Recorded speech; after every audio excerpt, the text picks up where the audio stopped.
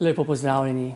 Danes je naš gost, svetovni popotnik, moj sobrat, frančiškan, pater Peter Lavrih. Lepo pozdravljen. Hvala za pozdrav, lep pozdrav, pater Bogdan. Ja, torej kakšna je zdaj razlika morda med kakšnim velikim svetovnim popotnikom ali pa med romanjem? A je kakšna razlika sploh? Ravno dopoldne me ena gospa vpraša po telefonu, veste, sem dobila vašo številko, pa bi vas vprašala, če greste kaj na izlet v Jeruzalem. Sem rekel, gospa, nikoli na izlet. In je zavzdihnila, kako sem se zmotila. Ne, sem rekel, se niste zmotili, ampak moramo pojasniti stvar. Kajti v Jeruzalem se ne gre na izlet, ampak se gre na romanje. No in potem smo se dogovorila. No, to je razlika. Ja, ampak seveda, zdaj se pa vse razlika med izletom in romanjem, da bodo naši gledalci vedeli. Zdaj, če damo načelno eno tako lepo primerjavo. Je bil en stavek, prejšnji teden sem bral. Če želiš doseči neznane cilje, potem se ne boj podati na neznano pot. Pomeni, da je skupno to, izlet, popotništvo, romanje, je vse skupaj ena človekova želja videti nekaj, doživeti nekaj. Če gremo pa razdeliti potem to vsebino, je pa popotnik tisti, ki hodi po poti, ogleduje planine, gleda umetnosti, znamenitosti in to.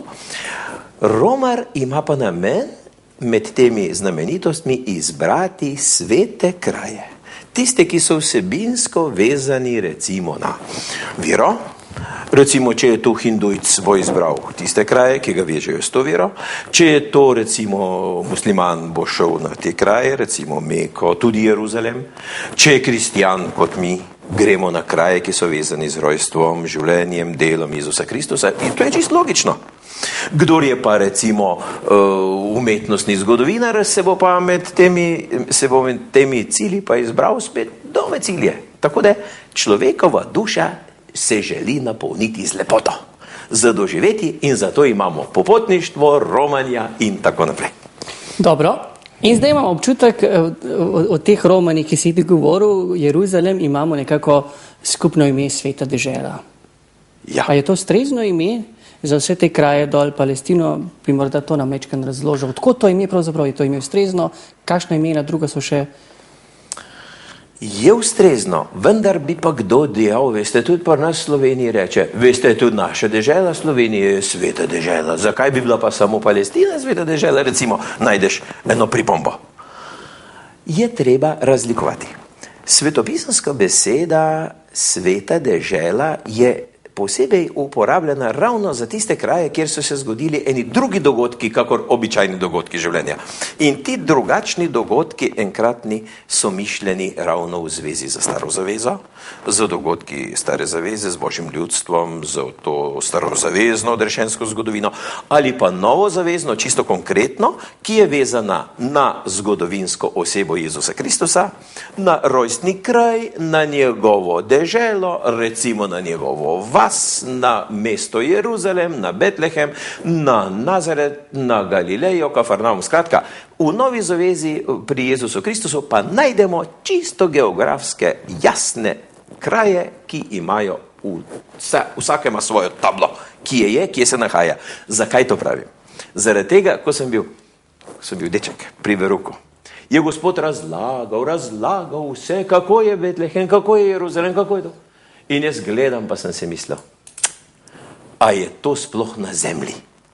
A je to sploh mogoče kje, da bi bila kakšna taka dežela, da bi bil Jezus, pa jaslice pa to. In sem se mislil, naj bo, kakor govori, pa sem se te zgodbice zapomnil. In ko se je zgodil tisti čas, da sem jaz lahko tudi odkorakal v te kraje, zdaj se je pa stvar drugače spremenila. Pomeni, da so se tiste želje, takrat nismo imeli niti zemljevida, niti nič v učilnici, samo beseda. Zdaj, ko je pa prišla prilika, da je stopim z nogami na kraj, kjer se je to dogajalo, se je pa svet odprl. Če sem prvo razumel, si dobil ta poklic za obiskovanje svete dežele, oziroma kot ti imaš zdaj uradni naziv, komisar za sveto deželo, nekako že pri tem duhovniku, ki je tako živo razlagal. Ja. Pri veruku, ki učilnica ni imela ne zemljevida, ne slike, nič, samo človeka, ki je navdušeno govoril, mene je pa pusto navdušenega že, ampak Nisem se s tem imel kaj pomagati, ker nisem vedel, če to sploh na zemlji obstaja. Jaz sem rekel, to, kar govori Gospod, je v nebesih. To je nad oblaki, kaj ćemo se s tem pomagati. Se spomnim, ko sem bil sam katehet, ne bom imena povedal, dotičnega učenca sem se ga zapomnil in danes je velik strokovnjak, pravnik, v Ameriki živi. Pa ne bom povedal, kdo, da ne bo kdo rekel, da kaj govorim. In ta deček me je takole zjel. Takole je zjel. Ko sem govoril o Betlehemu, o jaslicah, o vsem tem, kar je bilo z Božičem v zvezi. In jaz sem, saj veš sam, ko govoriš pri veruku, ko imaš občutek, da te kar pije. Sem imel občutek, sem rekel, zdaj sem pa dobro povedal. In ta deček dvigne roko na koncu ure prav, pater, a je to res? Vse ti dol pade. Najprej misliš, da si kaj povedal, pa te vprašaj, če je to sploh res? Jaz pa takrat nič drugega, samo rečem, saj sem bil tam. Je pa rekel, potem je pa res. A vidiš? Kakšna lepa inteligenca. Izkustvo je bilo tako, da ni vseh 45 minut, ali kolikor je bila razlaga pri veruku, ni bilo dovolj. Ampak, ko sem bil tam, to je pa bila pika na i za vse tisto, kar sem pripovedal. In zopet se je ponovila spet moja veroučna učilnica, ko sem bil pri Gospodu in ko ni bilo drugega, kakor on in njegova beseda. Pa smo tam. Koliko let je vam minilo takrat, ko je bilo tebi to povedano in ko si ti to prvič podajal takole živo naprej? Glej si v glavo, pa ne sprašuj po letih. Duša je važna. Nekaj let bomo rekli. Ne? Nekaj let. Ampak zdaj, ko si govoril, si rekel, ko sem bil še katehet in kako si živo razlagal, sedaj tole, mislim, da tudi gledalci in gledalke so veseli. A ni škoda, da vendar ne opravljaš več te naloge pedagoga in kateheta? Danes je vendar to tako zahtevna naloga. Iščemo vse mogoče sredstva, pa audio, video, to poskušamo, ono, drugo, tretje, pa še nam ne zadostuje. Rabimo torej tako takih mož, kot si ti, z živo besedo? Kako si dobro ugotovil? Vendar. Sej se sploh ni nič spremenilo. Na mesto v učilnici sem v skupini 50 ljudi, vozim iz kraja v kraj, razlagam, samo drugi ljudje so, sicer malo starejši, navadno so otroci so majhni, mladi, to so pa starejši, ki srednjih let, višjih let, tudi nižjih let, tudi mladi. Pomeni, da gremo na teren. Mi imamo vaje na terenu, na mesto v učilnici. Ker ne potrebujemo učilnici zemljevidov, imamo pa na terenu stvari, rečemo, tukaj je bilo to, tukaj je bilo to, tukaj je bilo to. Pod vašimi nogami so ti in ti kamni. Pomeni, delam čist isto stvar, samo v drugačnih okoliščinah. Dobro, prej smo že nekako rekli, da si komisar za Sveto deželo. Ja. To ima tak prizvok, še morda v kakšnih partizanskih filmih, ki sem jih jaz gledal in še gledam, smo imela četa komisarja. Kako pa ima zdaj to, kakšno veze ima pa sedaj to komisar pa Sveta dežela? Mi smo te čase zapustili, so že za nami. Kaj pa sedanja Evropa? Mar nima Evropa tudi komisarjev za te in te panoge? Pomeni, da se je vsebina te besede na novo oblikovala. Komisarji so tisti, ki so nekomu odgovorni za svoje poslanstvo. To bi bila beseda komisar. Pomeni odgovornost imeti za nekaj, nekomu odgovarjati. Komu jaz odgovarjam za svoje delo? Odgovarjam kustodiji Svete dežele. Kustos je tisti, ki je v muzeju, ki varuje, da mu ne ukradejo kakšnih rekvizitov. V Sveti deželi je pa kustos tisti, ki varuje skupaj s svojimi brati, frančiškani, to smo mi, varuje kraje, ki so vezani na Jezusovo življenje. In zato je to varuštvo, bi prevedli v slovenščino, ali kustodija, ki v Sveti deželi skrbi za te kraje, za romarje, za vso to dejavnost.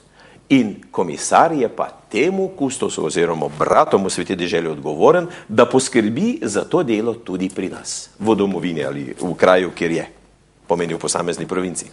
Ja, takoj mi je sedaj prišla ideja na to, kar si rekel, frančiškani, mi, ne, seveda, kristjani. Koliko je sploh kristjanov dol v Sveti deželi? Kakšne situacije, v kakšni situaciji se nahajajo naši sobratje? Dobro bi lahko rekel, saj vsi ljudje so naši sobratje, ampak kristjani še morda na nek poseben način. Kakšna je njihova situacija dol, položaj? Zelo majhna.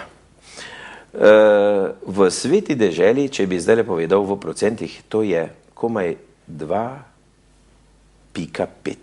2,5, mislim, da je nekaj taga statistično. Procentov je... Ja, To je majhna številka. Pomeni, da je tam recimo 25,000 vsega skupaj, kar je krščanskega. In pomeni, da so še razdeljeni na posamezne skupnosti, cerkve. Največ jih je pravoslavnih, grko-katolikov. Mi smo tam imenovani latinci. Nismo katoličani, prvenstvena beseda se ne rabi, ampak smo latinci, ker latinsko molimo v Božjem grobu, pa v Betlehemu. Zato smo latinci imenovani. Potem imamo v Sveti deželi še nekaj protestantskih skupnosti, ampak to so majhne skupine. Glavna dva tabora, dva del skupini sta Judje, so Judje, ko so večinski, potem pa muslimani. In zdaj, ko spet naprej gledamo, posem rečeš, recimo, Arabci so tam in to sta najprej dva naroda. Iz Judov ven v Sveti deželi je tudi nekaj kristjanov, da ne bi kdo zmotno mislil, ja, vsi Judje so pa samo Judje oziroma starozavezni, ki Kristusa ne sprejemajo.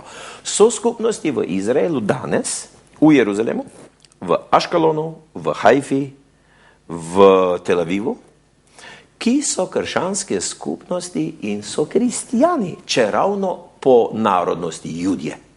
To obstaja, vendar gotovo govorimo o majhnih skupinah, ampak so navzoči. Potem, ko rečemo pa Arabci, tako je avtomatično človek pomislil, da so pa zdaj vsi muslimani. Nikakor ne. Arabci, to je narodnost, nacija, če se reče tako, in ti so po veri muslimani ali pa kristjani. In največja večina, največji delež kristjanov v Sveti deželi je arabskega rodu.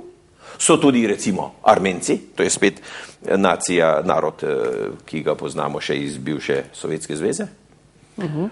Recimo v neposredni soseščini Turčije, ki so v času hudega genocida leta 1915 bežali in so se naselili v Jeruzalemu, tako da so tam Armenci. Potem so še recimo Sirci, potem so Kopti, potem so, pomeni, iz Afrike narodi. Tako da je v Sveti deželi je združeno, povezano kot en mozaik. Tako. In Babilon. Ja, Babilon. Lahko rečemo Babilon. Zdaj, če rečeš Babilon, recimo, da je to negativna beseda. Če rečemo, to je pa kot v Babilonu. Ne? Babilon, slabo. So se zmešali. Ne? Ja. Zato jaz bi reči rekel, to je ena tako lepa paleta barv, takih mauričnih, takih, ali pa mozaika na drugi strani, ki oblikuje eno avtentično skupnost, ki je prvotna in prava krščanska. Dobro. A se strinjaš? Seveda. Izkušnje govorijo, ne? Ja, recimo, ja. Toliko dni je že med nama nekako, da imaš toliko več izkušenj, da moram zaupati, predvsem pa si toliko že poromo tja z ljubeznijo in poznaš te stvari od blizu. No, ampak mi je padlo na pamet, Ja. misel sedaj, gotovo tudi Slovenci grejo radi tja, ti greš tja in vi bi sedaj radi tam zgradili morda eno kapeljico, eno majhno cerkvico, bi z navdušenjem sprejeli tako idejo? A da bi mi gradili? Recimo, zgolj hipotetično, da bi prišli z eno idejo, da bi zdaj Slovenci, oziroma ne vem, tam zgradili eno majhno cerkvico, bi to z navdušenjem sprejeli na takem območju multikulturalnem v nekem smislu, bi sprejeli to z veseljem ali ne? Zdaj, da bi šli tam še kakšno dodatno cerkvico graditi v Sveti deželi, ko jih je že toliko. Najbrž, ne vem, če bi kdo se navdušil. Ampak, recimo, da bi pa prevzeli, recimo, kot slovenski frančiškani, recimo že eno obstoječo, tam eno krščansko, se pravi, samostan ali mesto, kjer so se posamezni dogodki vršili. Recimo, za primer. Predlanskim je bila ena postojanka, to je na gori Nebo, izpraznjena. Tu sam veš, kako pomeni izpraznjena. Recimo je premalo patrov, premalo bratov, da bi vse razporedili tako, kot je treba, kot se potrebe kažejo. In tako se je zgodilo na gori Nebo, je ostala ta skupnost, ta hiša, cerkev in samostan prazen. Pomeni, da so zaklenili. V tabeli, kjer imamo napisano, kdo je, kje je napisalo prazno. In samo uslužbenci, ki so tam odpirali cerkev, pa sprejemali romarje, pa so poskrbeli za mašo, tisti, ki so tam v službi, so vsak dan tja hodili. Patri so pa iz Amana, recimo, to je za en primer v Jordani, so pa prišli na vsakih nekaj časa pogledati. In recimo, Goro nebo je bila prilika, da bi mi prevzeli, recimo. Ne? Torej, hipotetično vprašanje, če bi ti dali možnost najini predstojniki, da bi rekel, pater Peter, greš sedaj za 3 leta na Goro nebo, da boš tam vodil, maševal, sprejemal romarje? To bi pa kar mal zardel, pa bi kar rekel, da naj še kje druge iščejo. Kajti jaz slutim svojo službo ravno v tej relaciji med Palestino, med Izraelom, med Jordanijo, med Egiptom, med svetimi kraji, v sveti deželi in Slovenijo. Mislim, da je moja služba v tem, da jaz lepo ljudi navdušim, jih tja peljem, da doživijo kraje in jih vrnem nazaj. To je zaenkrat mislim. Dobro. Dragi Peter, najin čas je potekel, vendar ne gledano v življenjskem obdobju, upam, ampak samo v prvi vdaji. Zato se ti zahvaljujem, gledalce in gledalke, tudi lepo zahvaljujem, da so tolerirali teh 15 minut. Seveda, kot vidite, sva komaj dobro začela, zato lepo pozdravljava vse skupaj in komaj že čakava naslednjega obiska. Nasvidenje.